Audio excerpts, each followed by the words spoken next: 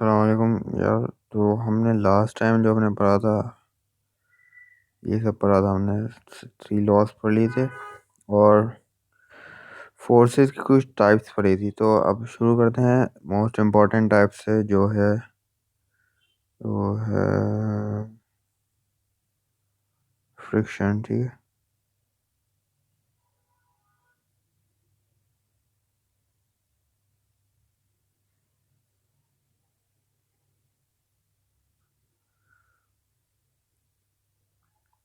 देखो, फ्रिक्शन क्या है बेसिकली। अभी हमने बात की थी फोर्सेस की। ठीक है। फोर्सेस में क्या हमने बोला, क्या पढ़ा था हमने? मोशन। कि मोशन जहाँ पे होगा वहाँ फोर्स अप्लाई हो रही है। ठीक है। जहाँ पे मूवमेंट है वहाँ फोर्स कोई ना कोई है, अप्लाई हो रही है। तो अगर मोशन है, जैसे समझो अगर आप इस block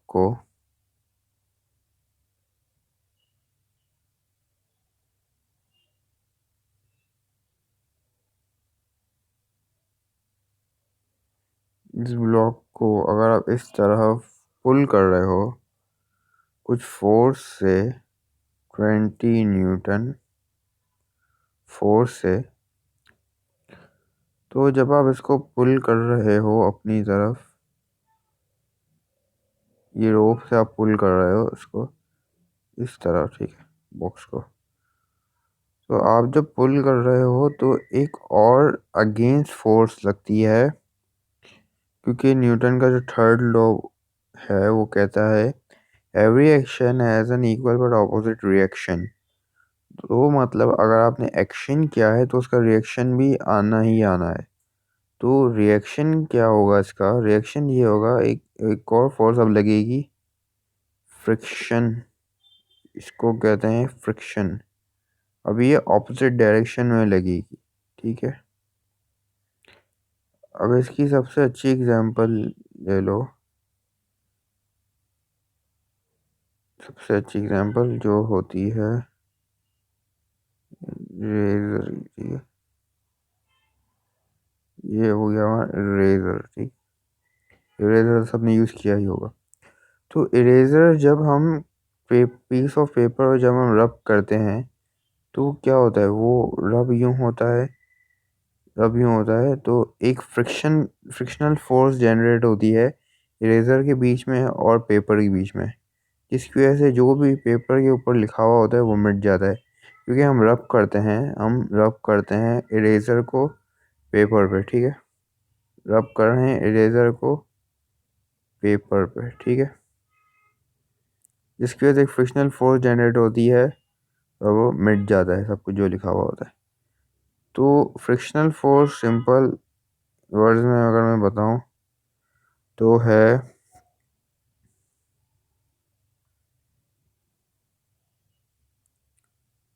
force acting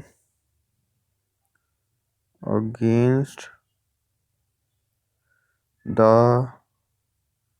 motion of body. ठीक है। ये है फ्रिक्शन की definition. Force acting against the motion of body. Body का मोशन अगर राइट पे होगा तो फ्रिक्शन लेफ्ट पे होगा, लेफ्ट पे मोशन होगा तो फ्रिक्शन राइट पे होगा। ठीक है। फ्रिक्शन तब ही होगा जब दो चीज़ें कांटेक्ट में होगी। ठीक है। Applies when two surfaces, object भी बोल सकते हैं, ऑब्जेक्ट लिख देता हूँ, when two objects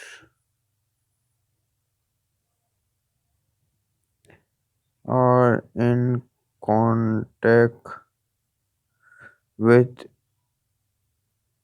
each other. ठीक है। अभी चाहे वो रोड और टायर हो, चाहे वो बॉक्स और फ्लोर हो, कुछ भी हो सकता है। जब भी दो चीज़ें कांटेक्ट में होगी तो फ्रिक्शन जनरेट होगा उस वक्त, कांटेक्ट में भी हो और मोशन भी हो उसमें। अब फ्रिक्शनल फोर्स हमने जब पढ़ी हमने, तो देखो, रेजर अगर फ्रिक्शन ना होता तो रेजर कभी भी मिटा नहीं सकता पेपर पे जो भी लिखा हुआ था, ठीक है। और हमने, याद करो, हमने लास्ट टाइम एक ये वाली एग्जांपल की थर्ड लॉ ऑफ मोशन में, कि हम वॉक आगे की तरफ कर, मतलब स्टेप्स आगे की तरफ फॉरवर्ड करते हैं, नहीं, हाँ, फ्लोर को हम पीछे की तरफ पुश करते हैं, और लेकिन हम मूव हम आगे की तरफ होते हैं। तो ये भी एक फ्रिक्शन फोर्स की ही एग्जांपल है, क्योंकि हम अपना एक्शन तो पीछे की तरफ करते हैं, लेकिन हम मूव क्या हो जाते हैं, आगे की तरफ। फ्रिक्शनल फोर्स के बहुत सारे फायदे, जैसे हम चल सकते हैं, वी कैन वॉक, ठीक है, कैन वॉक, ठीक है, एडवांटेजेस हैं सारे।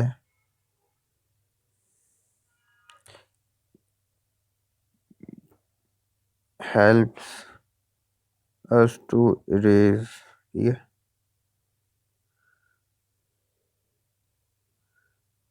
और तीसरी चीज क्या है, ब्रेक्स, ठीक है। तो कार्स में अगर ब्रेक्स हो ना, कार्स में ब्रेक्स क्या करते हैं, वो भी फ्रिक्शनल फोर्स ही तो है, कि कार के अगर टायर और कार के बीच में फ्रिक्शन होता है तो ही तो कार रुकती है, अगर फ्रिक्शन कभी ना होता तो कार कभी रुकती ही ना, ठीक है। तो ये भी एडवांटेज हो गया फ्रिक्शन का, कि अगर फ्रिक्शन ना होता तो कार कभी रुकती नहीं। तो क्या हो गया, it led us to stop vehicles by breaking.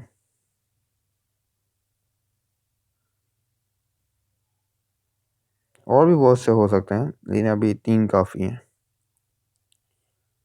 यहाँ लिख देते हैं एडवांटेजेस, ठीक है, एडवांटेजेस।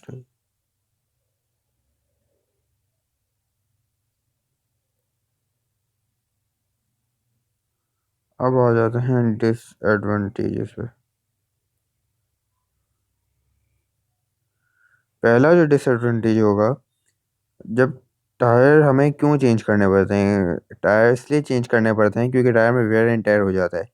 वो वेयर एंड टायर क्यों होता है, वो फ्रिक्शन की वजह से होता है।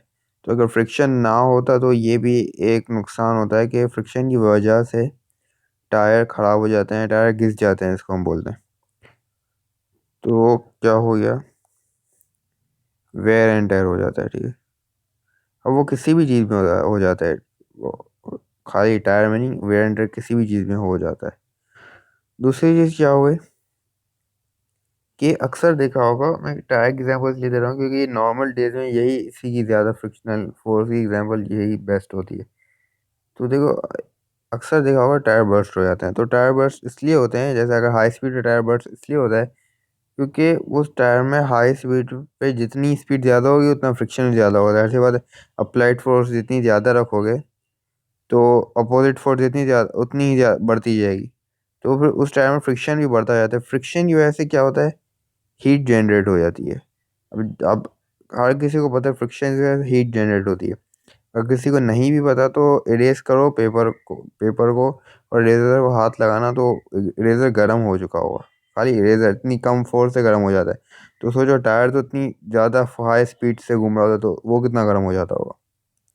तो वो फट इसलिए जाते हैं टायर, वो क्या होता है, टायर में फ्रिक्शन की वजह से हीटअप हो जाते हैं टायर, और हीटअप होने की वजह से क्या होता है, टायर बर्स्ट हो जाता है। तो क्या हो गया, जनरेट्स, क्या जनरेट करता है, जनरेट्स हीटिंग इफेक्ट करता है, हीटिंग हो जाती है, ठीक है, इफेक्ट।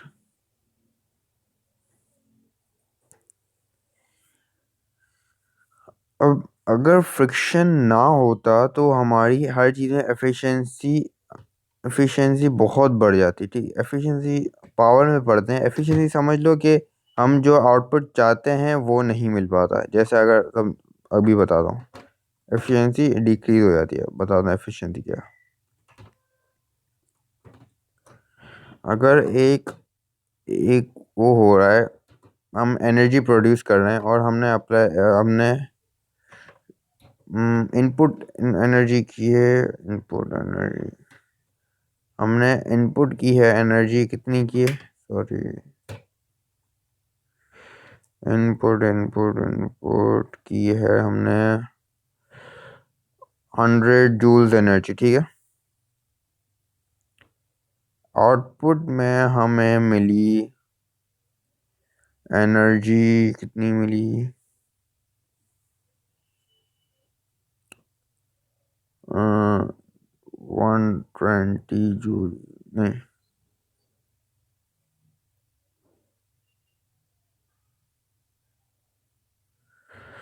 आउटपुट नहीं, रिएक्शन, ये जो रिएक्शन हो रहा है इसमें एनर्जी चाहिए, ठीक है। Energy use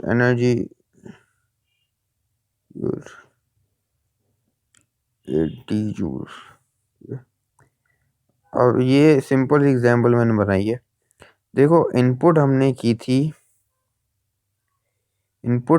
100 joules, energy use reaction ने की 80 जूल्स, तो बाकी 20 जूल्स कहाँ गए, 20 जूल्स मिसिंग है।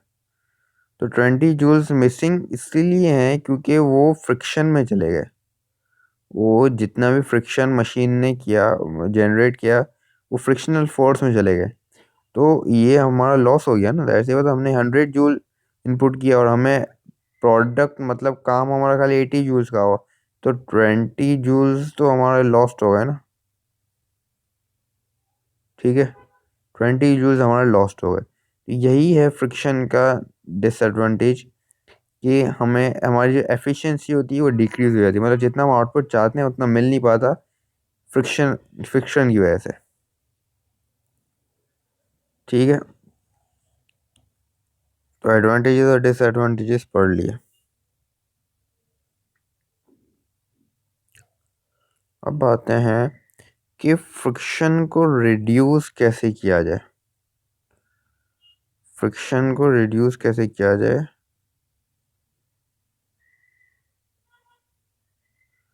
कि क्या क्या तरीके हैं कि फ्रिक्शन को रिड्यूस कर सकते हैं हम, क्योंकि ख़त्म तो नहीं कर सकते लेकिन रिड्यूस ऑब्वियसली हम कर सकते हैं। तो हम वेज टू रिड्यूस फ्रिक्शन, ठीक है। नंबर 1 क्या होगा, कार में, बाइक्स में ऑयल क्यों डालते हैं, ताकि ऑयल इसलिए जाता है ताकि वो इंजन की जो मूवमेंट होती है, वो इंजन के पार्ट्स मूव करके वो वेयर एंड टेयर ना हो, क्योंकि उस वो भी जब मूव करते हैं तो उनमें भी फ्रिक्शन जनरेट होता है। तो हम ऑयल इसलिए डालते हैं ताकि वो फ्रिक्शन को कम किया जा सके। और वो देखो, तो तो हम क्या डालते हैं, ऑयल डालते हैं, तो उन ऑयल्स को हम बोलते हैं लुब्रिकेंट्स, ठीक है। लुब्रिकेंट्स, अब किसी खाली ऑयल नहीं होता, लुब्रिकेंट्स ग्रेफाइट भी होता है और भी बहुत से किस्म के लुब्रिकेंट्स होते हैं, ठीक है। लुब्रिकेंट्स खाली हम उनको नहीं बोलेंगे, ऑयल को हम लुब्रिकेंट उनको बोलते हैं जो हेल्प करते हैं, लिक्विड्स जो हेल्प करते हैं फ्रिक्शन को रिड्यूस करने में। सेकंड आ जाता है हमारा, वो है बॉल बेयरिंग्स। सबने देखा होगा भाई, इस तरह का स्पिनर जो था, स्पिन होता था, ठीक है। 4 वाला भी होता था, 5 वाला भी होता था, 3 वाला भी होता था, ठीक है।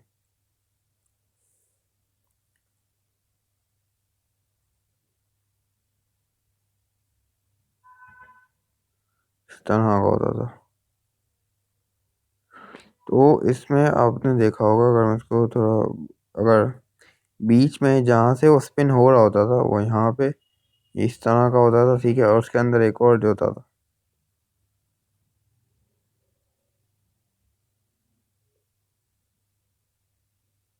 इस तरह करके,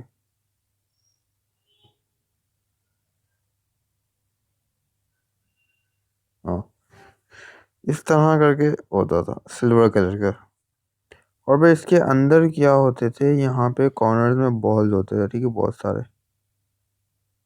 हाँ, इस तरह बहुत सारे, मैंने कम बनाए हैं, बहुत सारे होते हैं, लाइन से सीक्वेंस में होते हैं।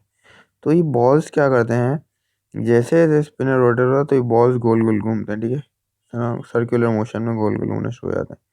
तो इससे क्या हो गया, फ्रिक्शन रिड्यूस हो गया, क्योंकि अगर ये बॉल्स नहीं होते तो ये वाला मेटल पीस, सॉरी,